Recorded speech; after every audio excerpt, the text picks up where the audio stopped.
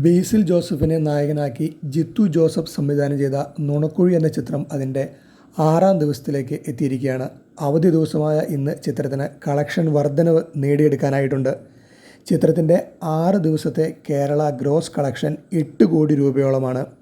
ചിത്രത്തിൻ്റെ world wide collection 14 കോടിയാണ്. എന്നിരുന്നാലും ഒരു ജിത്തു ജോസഫ് ചിത്രത്തിന് കിട്ടുന്ന പോസിറ്റീവ് പ്രതികരണങ്ങൾ ഈ സിനിമയ്ക്ക് ലഭിക്കുന്നില്ല എന്ന് വേണം കരുതാൻ. വിപിൻ ദാസ് ആനന്ദ് മേനോൻ കൂട്ടുകെട്ടിൽ പിറന്ന വാഴ എന്ന ചിത്രവും അതിൻ്റെ 6ാം ദിവസത്തിലേക്ക് എത്തിയിരിക്കുകയാണ്. വലിയൊരു ഹിറ്റിലേക്കാണ് ചിത്രം നീങ്ങിക്കൊണ്ടിരിക്കുന്നത്. ചിത്രത്തിൻ്റെ 6 ദിവസത്തെ വേൾഡ് വൈഡ് കളക്ഷൻ 15 കോടി രൂപയോളം എത്തിയിരിക്കുന്നു. അതുപോലെ തന്നെ ചിത്രത്തിൻ്റെ കേരള കളക്ഷൻ 10 കോടി രൂപയാണ്. പ്രധാനപ്പെട്ട വേഷങ്ങളിൽ പുതുമുഖങ്ങൾ അണിനിരക്കുന്ന ഈ ചിത്രം വലിയൊരു വിജയമാണ് നേടിയിരിക്കുന്നത്. മഞ്ഞുമൽ ബോയ്സ്, പ്രേമലു എന്നീ ചിത്രങ്ങൾക്ക് ശേഷം വീണ്ടും ഒരു ലോ ബഡ്ജറ്റ് ചിത്രം കൂടി മലയാള സിനിമയിൽ ഹിറ്റാവുകയാണ്.